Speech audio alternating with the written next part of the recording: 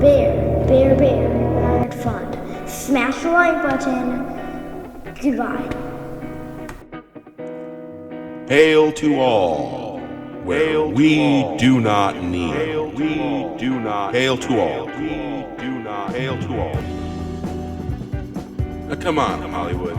Stop smelling your own farts. You might get mistaken for arse sniffers.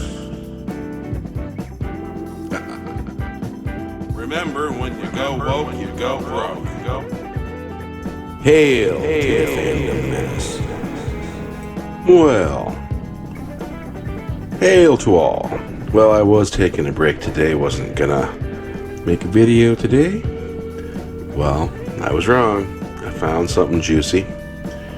Bounding into comics. Rumor, J.J. Abrams and Rian Johnson's Star Wars movies were supposed to reboot franchise. New rumor suggests J.J. Abrams and Rian Johnson, The Force Awakens and The Last Jedi movies were supposed to reboot the entire Star Wars franchise. The rumor comes from Gary Buechler and his source. The same source who indicated George Lucas is still financially tied to the original Star Wars characters. The source told Buechler Rian was not randomly writing a story, nor was it JJ or JJ's job was to create an in-canon reboot like the 2009 movie and introduce the new characters. Rian's job was to kill off the originals, and then you were supposed to not notice it was rebooted. Each was given the outline to make it and what the points were. So now you know why. Disney did not want to pay a license fee, and by the end of it all, looked different and was a new copyright under the old name. They even changed the Falcon to be different, but the orders was in the end to leave nothing original. Interesting. Very interesting. This is sounding like espionage. Wow. Corporate level espionage. The source added, there is this just quick. There was always one plan. After the reaction to The Last Jedi, the decision was made to bring in JJ to fix the plan he laid out, and they threw Rian under the bus. This is why they said Rian might get his own trilogy. They just didn't expect the backlash to be as toxic as it was, and consequently Solo flopped. And it deserved to. Yes, I agree with that completely. Yep. Rian Johnson previously indicated there was no set plan for Disney Star Wars sequel trilogy. Johnson spoke to Deadline. That's what's been really cool about the storyline process. There is definitely the idea that we know it is a 3-movie arc. We know the first film is introduction, then the middle act is training, meaning challenging the characters. The third is where they all come together and you have to resolve everything. But I was truly able to write the script without bases to tag and without a big outline on the wall. That meant I could react to what I felt from The Force Awakens and what I wanted to see. I could make this movie personal. I could also just take these characters where it felt right and most interesting to take them. I think part of the reason the movie feels like it goes to some unexpected places with the characters is that we had that freedom. If it had all just been planned out and written down beforehand, it might have felt a little more calculated, I suppose. In an interview with Fast Company in April of this year, J.J. Abrams would discuss how there wasn't really an overreaching plan for the Star Wars trilogy. He even notes there was a lack of complete structure. But without getting into the weeds on Episode 8, that was the story that Rian wrote and was telling based on 7 before we met. So he was taking the thing into another direction. So we also had to respond to Episode 7. So our movie was just following what we had started. It was following what we had started and then had been advanced by someone else. So there was that. And finally, it was resolving 9 movies, while there are some threads of larger ideas and some big picture things that had been conceived decades ago, and a lot of ideas that Lawrence Kasdan and I had when we were doing Episode 7. The lack of absolute inevitability, the lack of complete structure for this thing, given the way it was being run, was a erroneous challenge. Now, speaking of Lawrence Kasdan, he's got quite a history with George Lucas, and there were some things that Lawrence Kasdan wanted to do that George Lucas wouldn't let him do. And I don't know. Maybe he had some feelings about that. Maybe Lawrence Kasdan had feelings about that. Just a feeling. It's not a fact, it's just a feeling. Maybe he had bad feelings with George Lucas. Maybe he had an axe to grind.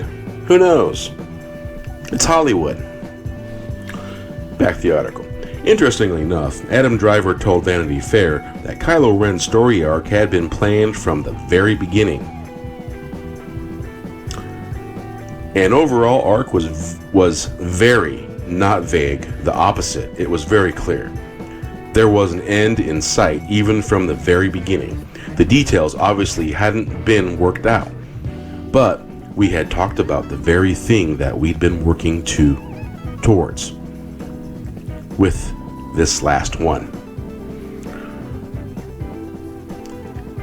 It's starting to sound like to me that this was their plan all along. And if they knew anything about the fandom, Star Wars fans were definitely not going to like this. Definitely not going to like this. So basically, their plan was to shove mediocre crap at us and use that what's that word? Novelty. There's another one that's not coming to me at the moment.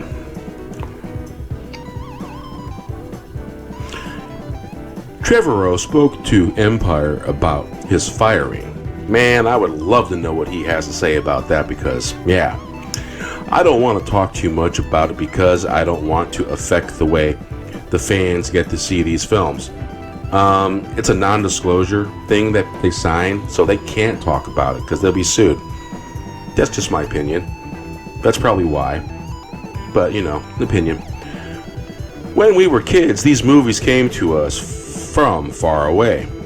They were a gift, and the more we talk about how they are made, the more it reveals that they're just movies. But they're not just movies. They're more than that. Beyond that, I got the opportunity to tell a story that is celebration of everything I believe in. I got to tell it to George Lucas, and I got to tell it to Luke Skywalker. And those are the experiences I will cherish for the rest of my life. So, in other words, in my opinion, I'll add, he got to tell George Lucas and Mark Hamill about his vision. And by that, sounds like, I don't know, we'll never know what he could have done. What do you make of this new rumor? Do you think this was Disney's plan for Star Wars and Lucasfilm from the beginning? Did they want to pull a Star Trek from 2009? Could that have been the reason Colin Trevorrow was fired from episode 9 before they brought in J.J. Abrams? Absolutely, I agree with that. It rings true. Everything that Disney has done, all the toxic stuff, the calling fans man babies and toxic males, because basically they were destroying our mythos, is what they were doing. Insult us, destroy our mythos, destroy our heroes from our childhoods that we grew up with. Yeah. So, hail to the Fandom Menace.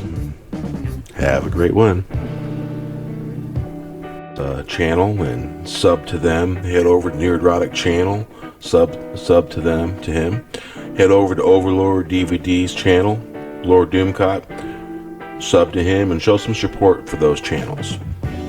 And share their links if you can. Hail to all, and thank you for watching. Hail to all, where we do not kneel. Hail to all. Now come on, Hollywood. Stop smelling your own farts. You might get mistaken for arse sniffers. Remember, when you go woke, you go broke. Please subscribe to Bear Nerd Fun. Smash the like button. Goodbye.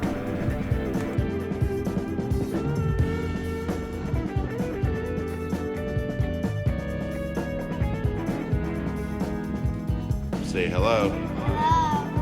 Hello. Say hello. Say nerd fun. Nerd fun. Nerd fun. Say goodbye. Goodbye. Hail to the Fandom